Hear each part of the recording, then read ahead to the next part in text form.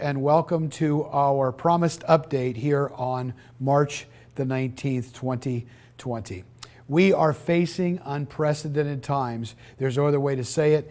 That word has been used over and over and over again in the media, and it seems like that with each report, it becomes more and more unprecedented. We've never faced a national crisis like we are facing right now, and no doubt it is impacting everyone from our government to our businesses and of course now our churches. And we know that it's impacting you. I know right now that many of you are feeling so disconnected that even though we are here online together, you feel disconnected because we're here. I'm here in this auditorium as we are talking to you today, but it's empty.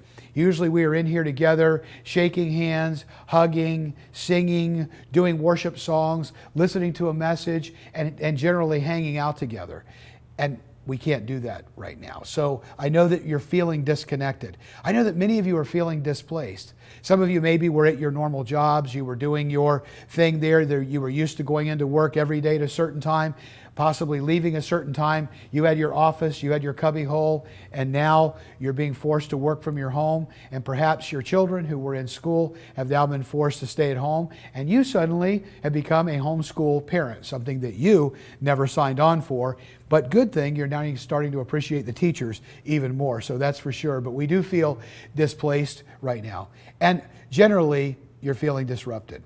Everything is disrupted. Our schedules are disrupted. The places that we go and eat are disrupted. Where we go and buy coffee are disrupted. And of course, church, as we understand it, has now been disrupted. That's why I'm coming to you today to talk to you about what we're going to be doing at Community Bible Church here over these next few weeks and months to handle this disconnection and this displacement and this disruption. There are a couple of key words that I want you to keep in mind throughout this crisis as we deal with it as a church. The first word that I want you to think about is the word opportunity. See, for most people, they're going to look at this and say, this is an obstacle. But the obstacle really is the opportunity. We can choose to be a victim and to become victimized by this national crisis, or we could say this is an unprecedented opportunity for us as a church to be able to reach each other and connect with each other and reach out to our community in ways that we have never even thought possible, that we've only begun to think about. And so this is an opportunity. That's how I'm choosing to view it here at the church, and that's how I want you to envision this and to view it too.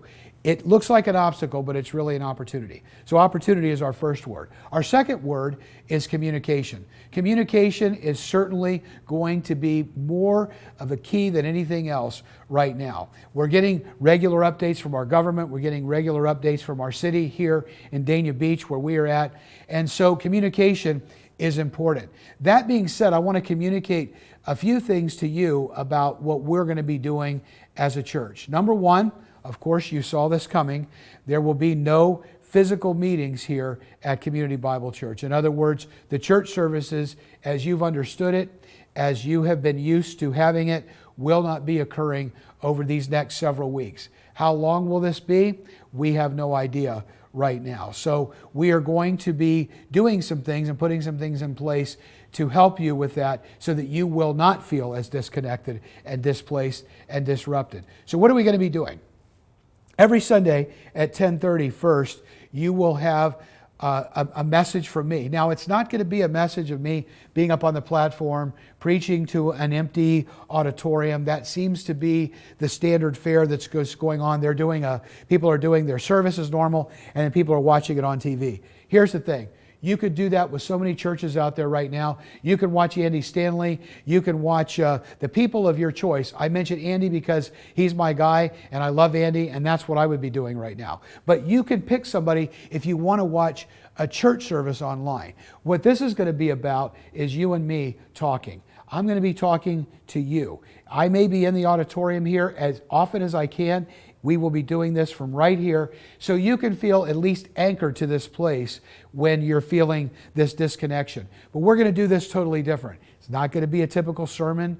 It's going to be me talking with you in a conversation. So The series that I have been in right now is going to be suspended, and we will come back and we will revisit it once we are together in here physically again. So 10:30 on Sunday mornings, and you're going to be able to see this on all of our social media channels as we are working on this. Again, because this is new, we are having to make this up as we go, and we are responding to this, but these will be up there. Also, we want you to stay tuned to all of our social media channels, because I'll be going live on Facebook, occasionally live on Instagram.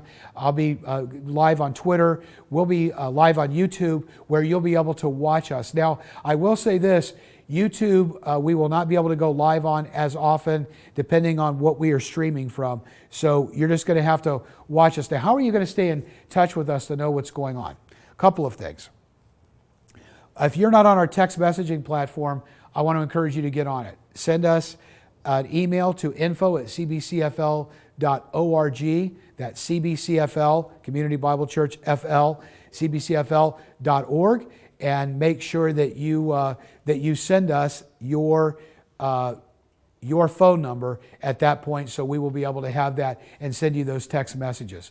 If you don't get text messages, we're going to leave voicemails at the church announcements so that you will be able to hear what's going on. Now, the other thing we're going to do is, if you want to meet with me individually, obviously we're not going to be able to do that either, but the next best thing, we'll be able to do this on Skype or possibly Zoom. We don't know yet whether we're going to be setting up Zoom. You let us know if you want to be able to meet, and we will work with that. So all of those methods of communication, social media, text messaging, voicemail, all of that, and we'll be able to make sure that we stay connected with you like that. So the first word is opportunity. The second word is communication. The third word is empathy. Empathy, being able to look at things from someone else's perspective, is so very much important right now that we have got to keep this in mind. We have got to deal in empathy with one another, because again, we're facing something that we've never faced. There are restaurants that are figuring out how to stay in business and still serve you. There are schools that are trying to figure out how do they still teach your kids. We're all trying to figure this out. Nobody's got a crystal ball. Nobody's got a magic formula. But I've already seen tempers flaring, and we're only a couple weeks into this thing. I've seen tempers flare on the road. I've seen tempers flare at restaurants. I've seen people complaining because they're not able to get the things that they were normally able to get. And let me just say this right now, and I don't mean, I am going to be blunt, it's not about you, it's about all of us, which means we have to look into this and look at things from each other's perspective. In Matthew chapter 7, verse 12, you've probably heard this thing called the Golden Rule. But this is what Jesus said in the Sermon on the Mount, and I'm reading from the New Living Translation. He said this: "Do to others whatever you would like them to do to you." Listen to that again. Do to others whatever you would like them to do to you. But then there's a part that we don't often hear. And here's what he says: "This is the essence of all that is taught in the law and the prophets." He said, you want to sum it up, do unto others. Do to others what you would like them to do for you. Keep others in mind. We know nerves are frayed. We know you can't get the things that you normally get. We know that our conveniences that we were normally used to go to the store and pick up something as simple as toilet paper, people are having trouble getting that right now. So we know it's really rough out there for everyone. So I want you to remember these three words. They will be our core values, our guiding principles as we operate in faith through these turbulent waters that are ahead. It's going to take faith, and it's going to take that EOC. People say EOC is Emergency Operations Center. Those are our Emergency Operations Center principles for us as a church. Empathy, opportunity, and communication. Please keep those three things in mind, and we're going to repeat them in these days and weeks and months ahead. Love you so much. I'm so sorry that we are going through this together, but we are going to be going through this together. You are not alone. We are in this together, and we're going to walk through these waters. We're going to walk with Jesus through the waters. We're going to swim through them. We're going to do whatever we got to do, but we are going to hang on to one another through this process. God bless you, and we'll see you Sunday.